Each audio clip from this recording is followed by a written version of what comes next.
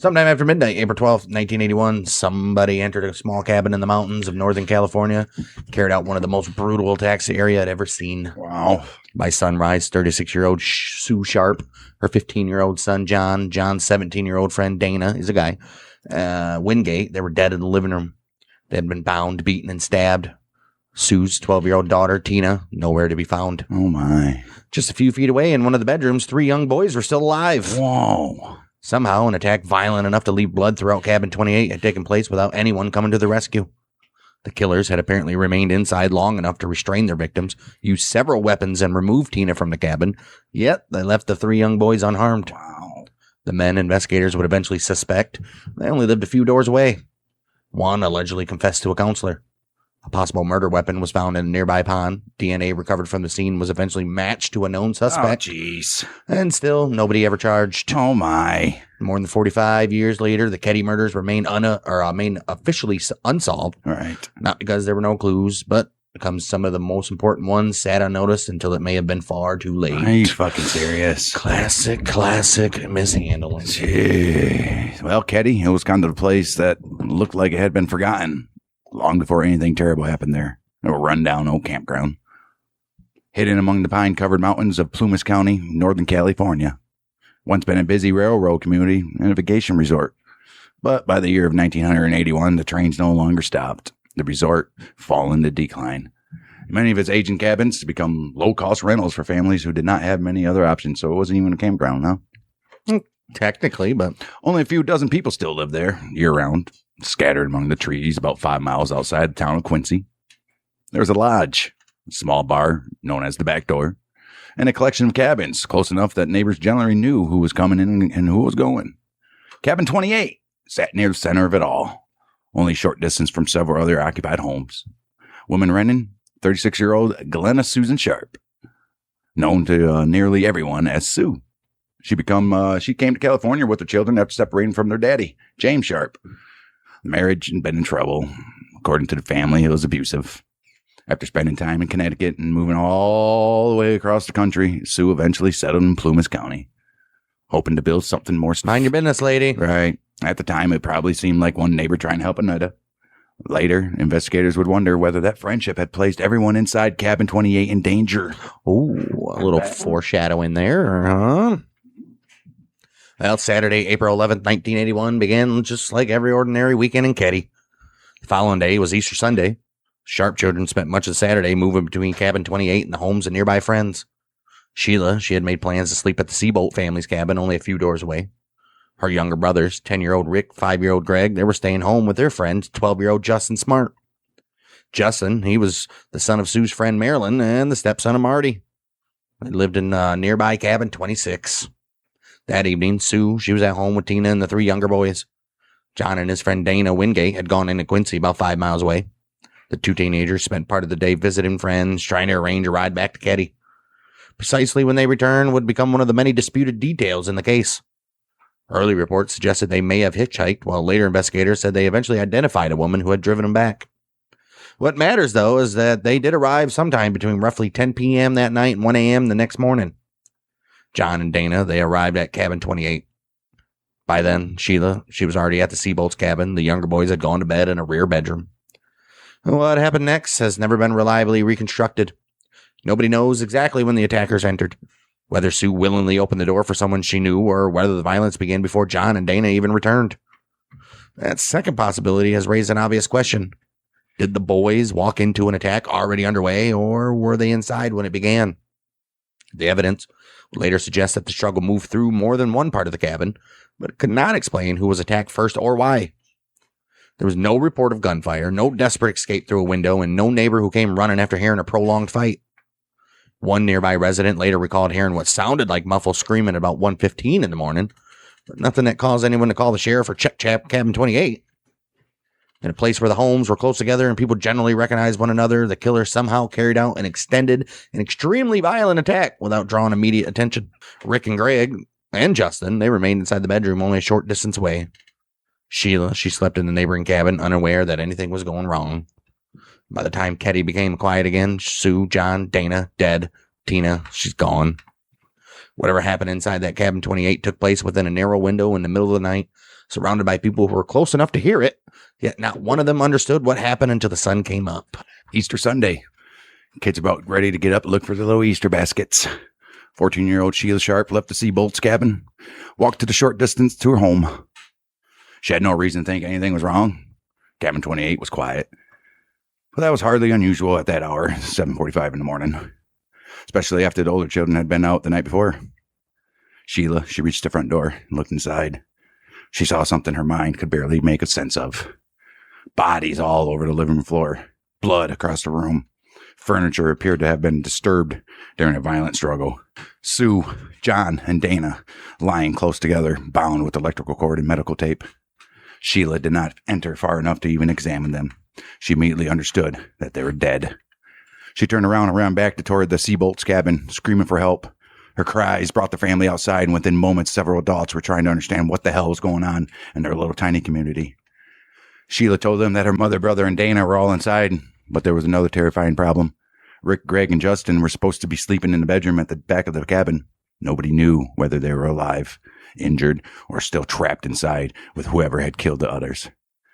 Rather than send someone through the living room, one of the Seabolts went around the cat's side of the cabin and reached the boys' bedroom window. Rick, Greg, and Justin were found alive and apparently unharmed. They were helped out through the window one at a time, keeping them away from the scene in the living room. At first, the boys gave no indication that they understood what was happening, only a few feet from where they had been sleeping. The Plymouth County Sheriff's Office received the report approximately 8:05 a.m. Deputies began arriving in Keddie soon afterward. By then, the cabin was no longer an untouched crime scene. Neighbors had gathered outside, people had moved around the property, and at least one person had entered while trying to help. None of that was done with the bad intentions. Clearly. There were children inside, and the first concern was getting them the hell out of there. But those frantic minutes would later make it harder to determine what the hell had happened, what's been moved, what's been touched, anything disturbed before investigators even took control. They're like, oh, shit. Once deputies entered the full scale of the attack became clear. The victims suffered far more violence than Sheila could ever understood from the doorway. Sue was partially covered with a blanket. The bodies of John and Dana were nearby. Blood had been left in several places around the room, suggesting that the victims had not simply been killed where they were found. The scene looked chaotic, but certain parts of it appeared deliberate. The victims had been restrained. Multiple weapons had apparently been used. And whoever was responsible had taken the time to leave the cabin without ever being seen. As deputies began identifying the dead, Sue had a stock of a gun imprint on her face. The two boys' throats were slit and beat in the head with a hammer multiple times. Jeez. And Sue had no pants on. Her hands were bound with her panties and duct tape. And before whoever killed them left, they covered her up with a sheet and moved her body around and moved all the people's bodies around like crazy. Yeah. As deputies began identifying the dead, counting for the surviving children, Sheila asked about her younger sister. Tina had been home that night before, but she was not in the bedroom with the boys. She was not among the bodies in the living room. And she had not gone to the Seabolt's cabin. Somewhere in that confusion of that morning, the Sharp family realized the attack was not over. Tina was missing. Well, once they began examining cabin 28, it became clear this had not been one sudden burst of violence. Sue, John, Dana had all been attacked repeatedly, and whoever killed them had used more than one weapon. All three suffered from blows from a hammer or similar object, as well as stab wounds from at least 2 different knives. One of those knives had been taken from Sue's own kitchen and was found inside the cabin, badly bent from the force used during the attack. Dana, he had been strangled. Electrical cord and medical tape had been used to bind the victims, with Sue and John restrained together. The amount of effort involved immediately raised the possibility that there had been more than one attacker. Controlling 3 victims, using several weapons, and keeping the violence contained inside a small cabin would have been pretty difficult for one person, especially if John and Dana arrived while the attack was already underway. The blood evidence only made the sequence harder to understand. Blood that was found in several areas of the living room and on items around the cabin, suggesting that at least some of the victims had moved or been moved after the violence began. Investigators, they could see the aftermath, but they could not determine with certainty who had been attacked first, where each victim had originally been standing, or whether John and Dana had walked in on something already happening. There were also strange signs that the killers had not been in a hurry to escape either. Sue had been partially covered with a blanket. The victims had been bound, their bodies repositioned, and the weapons left behind or removed selectively. Whoever did it apparently remained inside long enough to carry out an extended attack, that there was no obvious forced entry, and almost nobody nearby reported hearing anything beyond the possible muffled screams at 1:15 a.m. that morning. Even more difficult to explain were the three boys in the rear bedroom. Cabin 28 wasn't large. Rick, Grant, and Justin, they'd been sleeping only a short distance from a living room where three people were fighting for their lives. The attack involved shouting, repeated blows, breaking furniture, and enough movement to spread blood through different parts of the room. But all three boys, they survived without any visible injuries. The killers knew they were there. They had made a deliberate decision to leave them alive. If they didn't, then they somehow spent considerable time inside the cabin without checking the adjoining bedroom. And neither of those possibilities made much sense. Then you got Tina. At first, the confusion inside and outside the cabin made it difficult to account for everybody, but investigators eventually confirmed that she was not visiting another neighbor and had not simply wandered away that morning. Her shoes and jacket were gone, although it was unclear whether she put them on herself or whether someone else had taken them with her. There was no reliable evidence showing whether Tina had been injured inside cabin 28, forced to leave while alive, or even carried out after she was killed. What investigators did know that there was a 12-year-old girl somewhere disappeared from that same cabin where three people are dead in the living room floor. Search, it's got two parts now. You got to find the people responsible for the slaughter inside the cabin, and you got to find Tina before whoever took her had time to disappear, and hopefully before they kill her too. Right, son of a bitch. Well, the fact that Rick, Greg, and Justin all survived should have made them the most important witnesses in the case. Instead, their accounts created another mystery investigators could never completely untangle. Rick and Greg, they said that they had slept through the entire attack. Greg was 5 and Rick was 10. Both had been lying in a bedroom only short distance from the living room. There's no thick wall separating them from the violence. Their mother, their brother, and Dana had been beaten, stabbed, and bound just a few feet away. Yet both boys maintained that they heard nothing. Justin's smart story was more complicated. At first, he also claimed he had slept through everything. Later, he began giving investigators different versions of what he might have heard or seen. One account, he described hearing noises in the living room and seeing Sue with 2 men. During hypnosis, Justin gave an even more detailed story in which he said he left the bedroom and witnessed part of the attack. He described the 2 men fighting with Sue, John, and Dana, and claimed that Tina was taken from the cabin. Some details appeared to resemble the crime scene, but hypnosis can produce distorted memories, suggestions, and even events a person generally believes happened when they did not. Yeah, but when it's almost the exact same of what actually happened. Right. And Justin, he was might also have been hearing things, though. He was 12. Right. Justin, he was also a frightened 12-year-old whose stepdaddy would soon become one of the main suspects. His statements could not be simply treated as reliable, according to that night. Investigators were left with several possibilities, and none was easy to accept. The boys may truly have slept through most of the attack, especially if fear or trauma affected what they remembered. They may have heard something and hidden beneath the covers, too terrified to move. And Justin may have seen part of the violence, but changed his story because he was afraid. There was also the possibility that the attackers deliberately kept the boys in the bedroom and spared them because at least one of the killers knew them personally. That possibility became harder to ignore once suspicion turned toward Marty Smart. If old Marty had entered the cabin 28 with another man, he would have known his own stepson was sleeping in that very back room. Right. The survival of the boys may not have been an accident at all.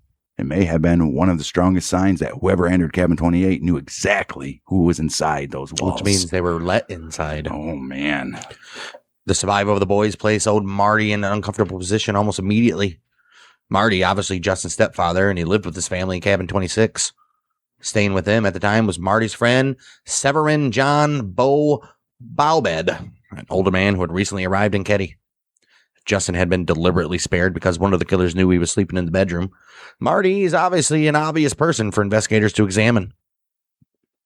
With Justin's presence, there was only one reason suspicion began moving towards the 2 men. Marty's marriage to Marilyn, they had become volatile and deeply unhappy. Marilyn later described him as controlling and abusive. By the spring of 1981, she was considering leaving him. Sue, she had become one of Marilyn's closest friends and reportedly encouraged her to get away from the marriage. See, I did it. I survived. Well, Marty, he knew about that friendship and allegedly blamed Sue for turning Marilyn against him. Whether that was enough to drive him to murder was another question, but it did give investigators a possible motive tied directly to cabin 28. There were also reports that Marty disliked 15-year-old John, although the exact reason has never been clearly established. Marty and Bo, they said they spent much of Saturday evening drinking at the back door bar in Keddie. Their accounts placed them near the murder scene, but they claim they weren't involved, obviously. According to their story, the two men left the bar at some point, returned to cabin 26, and later went back out. The exact timing of their movements became difficult to pin down, leaving gaps during the hours when the murders likely occurred. Nothing about visiting the local bar made them guilty, and in a community as small as Keddie, almost everyone lived close to cabin 28. Still, old Marty, he soon made a statement that investigators found difficult to forget. Without being asked about any missing tools, he reportedly mentioned that one of his claw hammers had recently disappeared. Okay, Marty. Investigators already believed that at least one hammer had been used during the attack. Marty could have been offering an innocent piece of information, but volunteering that his hammer was missing so soon, after 3 people had just been slaughtered, a little suspicious. Years later, that detail would become even more important when a hammer match in the general description was covered from a pond near Keddie. Bo, he also drew attention because of his background and his close relationship with Marty. Over the years, stories grew around him, including claims he had connections to organized crime or even worked as some kind of hitman. None of that obviously been proven, but those rumors should not be mistaken for evidence in the murders. What mattered was that Bo was with Marty and Keddie, was familiar with the people living around cabin 28, and could not provide an account of the entire night they removed in every question. Investigators, they questioned both men. Neither was arrested, though. At one point, the case was against them was mostly circumstantial. They were near the scene. They had a possible motive. They had uncertain movements. Justin's changing story and Marty's strangely timed comment about the missing hammer. None of it proved, though, that old Marty and Bo had entered cabin 28. Right. How can you prove it? But as investigators began comparing their stories with what other people remembered, those stories didn't become clearer. They began to crack. The deeper investigators looked into Marty and Bo, the harder it became to account for where they had been during the hours when the murders likely occurred. Both men admitted spending part of the evening at the back door bar, but their movements afterwards were never pinned down with enough certainty to even eliminate them as suspects. Their gaps in the timeline, changes in how the night was remembered, and questions about whether they had returned home when they claimed, well, they're probably drunkard and shit. I mean, I get it. Marilyn Smart would later say that Marty and Bo came back to the cabin 26 sometime during the night and burned clothing in the wood stove. Oh, fucking K. Oh. She also recalled Marty behaving strangely and believed he was involved in what happened at cabin 28. Memories given years after a crime have to be treated carefully, particularly after the suspicions and rumors have had time to spread. But Marilyn had been inside the Smart home that night, and her account gave investigators another reason to look closely at her husband. What emerged was far more damaging than an uncertain timeline. Marty had been seeing a counselor named John Kilcrease. And according to the information uncovered by late investigators, Kilcrease told the sheriff's office that Marty had admitted killing Sue, and he has to say that. And Tina. Oh, no, they found Tina? Well, Marty reported denying killing John and Dana, suggesting that someone else had been responsible for the 2 boys. If that count was accurate, it raised the possibility that the attack had begun with Sue as the intended target. John and Dana were killed after arriving or attempting to intervene, and Tina was taken because she had witnessed too much. But Marty's alleged admission was never recorded, never tested through cross-examination, and never even presented before a jury. It survived only through the counselor's account of what Marty supposedly told him. He said, she said. He said. That made it an explosive lead, but not a confession that could be accepted without question. It's not admissible in court, baby. Then there was the letter that Marty wrote to Marilyn after the murders. Their marriage had finally collapsed. Marilyn left him shortly after the murders. In the very letter that Marty wrote, Marty complained about everything he believed he had done for her, and wrote that he had bought her love with 4 people's lives. oh, fucking K. There were exactly 4 victims connected to cabin 28, Sue, John, Dana, Tina. The wording sounded almost impossible to explain away, especially when combined with the alleged confession to his counselor. I mean, probable cause, right? Without a doubt, suspicion or something, what did I say? Probable doubt. I don't know. Without a doubt. Reasonable doubt. Yeah, even that letter stopped just short of a direct admission. Marty, he did not name the Sharp family. He did not describe the attack. He did not plainly state that he had killed anyone. A defense attorney could have argued that the line referred to something else, or that it was just a bitter exaggeration of an angry man trying to frighten his estranged wife into not leaving. But investigators should have forced him to explain it. You would think. They should have compared it with counselor's account. They should have compared it with Marilyn's memories, the missing hammer, Justin's statements, and the holes in Marty and Bo's timeline. But instead, Northern California, as we know, the letter was placed among the case material, and the counselor's information apparently led nowhere. Marty and Bo remained free, and the strongest clues pointing toward them were never pulled together, while both men were still available to answer questions.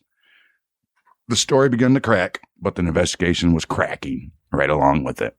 Son of a bitch.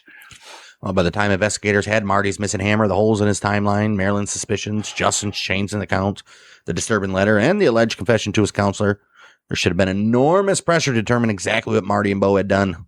Instead, the investigation began falling apart almost from the moment Sheila opened the door.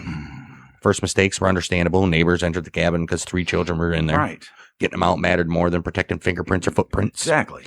But once deputies arrived, the confusion continued. Yeah. People moved around the property still. Evidence was not always collected or preserved correctly, and accounts differ over how tightly the cabin was secured. Investigators were dealing with one of the most complicated crimes in Plumas County and how that they have ever seen, but they didn't seem to recognize how quickly every missed detail was closing another possible path to the killers. Wow. Even Tina's disappearance was not treated with the urgency it deserved. For a crucial period that morning, authorities appeared uncertain whether she even had been abducted, run away, or just might simply be staying somewhere nearby. By the time a full search began, whoever removed her from cabin 28, they've already been given hours and hours to put distance between themselves and Keddie. Right. The California Department of Justice was called in to assist, but bringing in outside investigators didn't rescue the case. Marty and Bo were interviewed, yet neither man was held. Marty's unsolicited claim that his hammer had disappeared should have drawn immediate attention. Right. Especially when the victims had been beaten with at least one hammer, we know. Oh, wow. There's no public indication that an aggressive search for the tool followed while the trail was still fresh. Oh, jeez. Got Justin's statements. They're handled through repeated questioning and hypnosis, producing more detail, but not necessarily more reliability. Right. Marilyn's suspicions were not assembled with the other evidence into a case strong enough to force answers. Most damaging of all, the counselor's account of Marty admitted responsibility for Sue and Tina went nowhere. Jeez. The letter was left in files rather than becoming the center of a renewed interrogation. Individually, none of those clues proved murder, but together they formed a frickin' pretty good pattern that demanded far more attention than it got. Jeez. Over the years, that failure produced darker accusations. Some people came to believe that the sheriff's office or state investigators had deliberately protected Marty and Bo. Others claimed Bo's supposed organized crime connections frightened authorities into backing away. No publicly established evidence proves that anyone intentionally covered up the murders, though, obviously. Right. Incompetence, tunnel vision, poor communication can destroy an investigation without requiring a conspiracy, after all. But it's easy to understand why the Sharp family and others became suspicious. Leads that appeared obvious decades later had been sitting in the case from the beginning, while the 2 men at the center of those leads were allowed to leave. That's just sad. Bo, he eventually fucked off and returned to Chicago. Marty, he left California. I bet he fucking did. Neither was ever charged with anything connected to Cabin 28. That's just insane. Meanwhile, searches for Tina continued, but no trace of her was ever found yet. Posters bearing her photograph appeared across the region. Her family was left not knowing whether she'd been killed that night or was still alive somewhere. As the months passed, the initial urgency faded. Tips, they slowed down, memories became less reliable, and physical evidence sat in storage. People lost interest. The Keddie murders gradually became one of those cases everyone in the area knew about, but nobody could explain. Right. 3 people have been slaughtered, a child gone, and the men later investigators would consider the strongest suspects. They simply just walked away. Jeez. The case had not collapsed because there was no leads. It collapsed because the leads were never turned into action while there was still time. Then, exactly 3 years after the murders, Tina Sharp, she was finally found. Oh, no. April 11th, 1984. 3 years after the murders in Cabin 28, a man collecting bottles near Camp 18 in rural Butte County noticed something laying on the ground. It was part of a human skull. Deputies searched the surrounding area and recovered additional fragments of bone, a blue nylon jacket, a blanket, and a pair of Levi jeans with an empty pocket torn away. The remains had been scattered by animals and exposed to the weather for years, leaving investigators with very little to work with. Camp 18 was roughly 60 miles from Keddie, far beyond the area originally searched after Tina disappeared. The discovery raised a question that could never be answered with certainty. Had Tina been killed inside Cabin 28 and carried there? Or had the killers taken her away live before murdering her somewhere else? The condition of the remains made it impossible to determine exactly how she died. Investigators began comparing the discovery with reports of missing children. But before any identification was publicly announced, the Butte County Sheriff's Office received a strange telephone call. The caller said the remains might belong to a 12-year-old girl who had disappeared from Keddie several years earlier. He directed investigators toward the Sharp case, appearing to know the connection before authorities had even confirmed it. The caller did not identify himself, and the brief recording was placed in evidence. Instead of becoming a major lead, it was filed away and effectively forgotten. What a bunch of fucking pieces of shit, dude. Investigators did not publicly establish whether the caller had inside knowledge or even recognized clothing from news coverage or had somehow heard about the discovery through local gossip. But in June 1984, dental records confirmed what the caller had suggested. The remains belonged to Tina Sharp. For the Sharp family, the discovery ended any hope that she might be still alive. But it did not explain what had happened. Her remains could not tell investigators who had taken her, who had driven her into Butte County, or whether more than one person had helped conceal her body. The location did suggest planning, though. Whoever left Tina near Camp 18 had carried her through mountain roads. They placed her far enough from Keddie that she remained uncovered for 3 years, undiscovered and uncovered. The discovery should have opened an entirely new phase of the investigation, but instead, because of Northern California, Tina's death was added to a case that had already gone cold. Marty and Bo, still alive, living their lives. Neither was charged, neither was forced to explain what the hell happened and what is their connection to Camp 18, if any. The anonymous caller, well, vanished into the case files, and Tina was finally returned to her family without bringing them any closer to knowing who had killed her. Just insane, dude. Wow. Like we said, for years, the evidence from Cabin 28 sat in storage while the men later investigators considered strongest suspects moved on. Bo, he died in 1988. Piece of shit. Marty, he died in 2000. Whatever either man knew about the murders appeared to have died with them. But the case never completely disappeared, especially for the people who had grown up around Keddie. One of them was Greg Hagwood, who had known John Sharp and Dana Wingate as a teenager. Hagwood, he eventually became sheriff of Plumas County, placing him in charge of the same department that had failed to solve their murders. Oh, He openly acknowledged that important work had been left undone and agreed to take another look at the investigation. gotta try. In 2013, he brought in retired investigator Mike Gamberg, who began rebuilding the case from the ground up. Gamberg went through boxes of reports, recordings, photographs, and physical evidence that had accumulated over more than 30 years. What he found was not a case without clues. It was a case filled with clues that had never been properly connected. Oh, jeez. The counselor's account of Marty's alleged confession resurfaced. So did the letter in which Marty claimed he had bought Marilyn's love with 4 people's lives. I mean, come on. Investigators, they also rediscovered the recording of the anonymous caller who had connected the remains near Camp 18. Each discovery raised the same infuriating question. What might have happened if the investigators had pursued it while Marty and Bo were still alive? Then, 2016, the renewed investigation produced something completely unexpected. Gamberg received information that a hammer may have been thrown into a pond near Keddie shortly after the Where's murders. he getting this information from? Search of the water recovered a blue-handled claw hammer. Wow. It matched the general description of the 2 Marty claimed was missing from his home after the killings. Finding it in a pond near Keddie more than 3 decades later was remarkable, but it didn't prove Marty had used it. All right. Investigators publicly described it as a possible evidence, but not a conclusively identified murder weapon. After so many years underwater, there was obviously no forensic result tying the hammer directly to Sue, John, Dana, or Tina. Right. Still, its location made Marty's unsolicited comment about his missing hammer look even harder to dismiss. The biggest development, that came in 2018, though. It's when investigators announced that DNA recovered from a piece of medical tape found near Sue's body that had been matched to a known living suspect. Uh-oh. Authorities did not release the person's name, We know explain who it whether the is. DNA belonged to one of the original suspects, or reveal exactly how strong the connection was.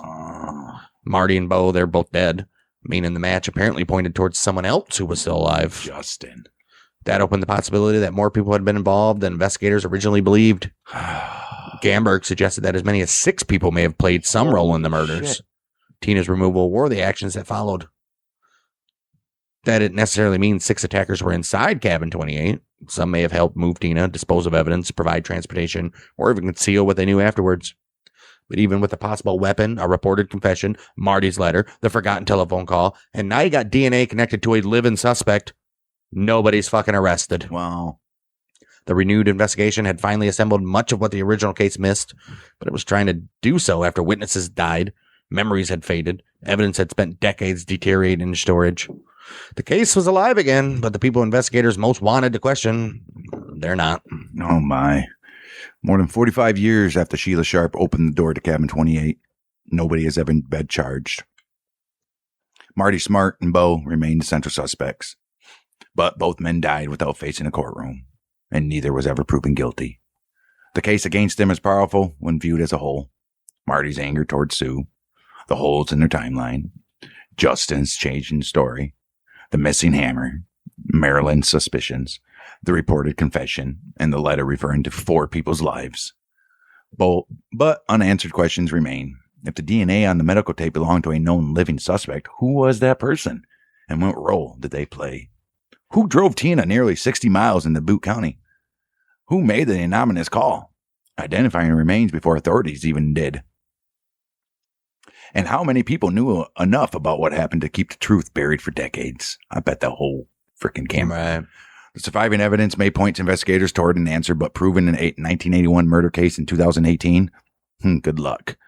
Memories fade, evidence deteriorates. Confession repeated by a counselor cannot be tested against the man who allegedly gave it. Yeah, he dead too, bro. A hammer found underwater decades later may look suspicious, but suspicion alone is not a crime. The most painful possibility is that the Keddie murders could have been solved when the trail was still fresh. The likely suspects lived only a few doors away. One allegedly confessed. Another child may have witnessed part of it. Maybe even fucking took part in it, for all we know. Right. A disturbing letter, an unexplained disappearance, contradictions in the suspect's stories were already sitting right in front of the investigators. Yet the people who could have been forced to answer those questions kick rocks, they said. Cabin 28 was eventually demolished, but removing the building did nothing to erase what happened. 3 children survived only a few feet from an extended attack. Tina vanished into the mountains. 4 lives were taken without anyone being held responsible. Keddie may not have remained unsolved because the killers left no clues. No, they left plenty. It may have remained unsolved because those clues were ignored until justice was almost impossible. Well, it is impossible because there is no justice. Wow. That's pretty fucked. No justice, no peace. Say their names. Pretty fucked. Something's going on there, buddies. I believe the stepson had something to do with it. How old was he? 12? He was 12 at the time. I don't know, man. Plus the girl, Tina, was 12, and maybe Tina didn't like him. He liked her. Stepdad was like, your mom's kicking me out. No, stepdad. I like you. Mom's a bitch. I doubt it. Well, there's one way we can fix this, son. We got to get rid of the sharps. Yeah, that's pretty fucked up. Yeah, that's crazy. That is insane. Fucking California, dude. Holy fuck. I'm glad the FBI didn't get involved because it would have been even more fucked. I know, dude. It would have been lost evidence and... Oh, what's better, lost evidence or evidence that's just sitting there? Right. Son of a bitch. It's crazy stuff, dude. Wow. Man. Tell you, man, every time we do one of these episodes, it's no shortage of police fucking incompetence. Just insanity. How stupid. It's crazy, crazy, crazy. And why don't they say who the living suspect They got a living suspect. Who the fuck is it? And how they know it's a living suspect. Because they have the DNA. Right.